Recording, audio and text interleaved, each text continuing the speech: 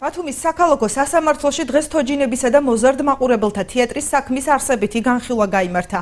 მოსამართლე დავით მამისეიშვილმა მხარეებს მათი უფლებები და საქმის არსი გააცნო. დღეს გამართულ პროცესზე მხარეებს შუამდგომლობა არ დაუყენებიათ. თეატრის მმართველი მედია ჩარკვიანი თავს უდანაშაულოდ ცნობს. ცისხლის სამართლის საქმის მორიგი განხილვა ბათუმის საქალაქო სასამართლოში 2 მაისს ჩაინიშნა.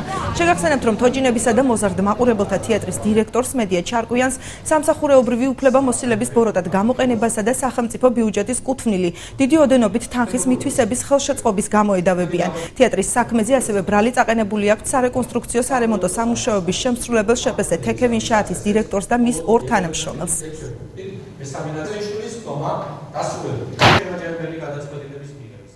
ნუ წერთ. რა თქმა უნდა არა.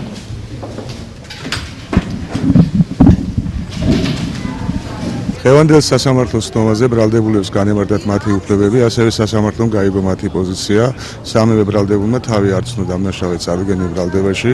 ჩვენი პოზიცია უცვლელია. პროკურატურის მიერ წარმოდგენილი ინფორმაცია არ იძლევა იმის საფუძველს, რომ აღნიშნული პირები დამნაშავედ იქნენ ცნობილი წარდგენილ ბრალდებაში.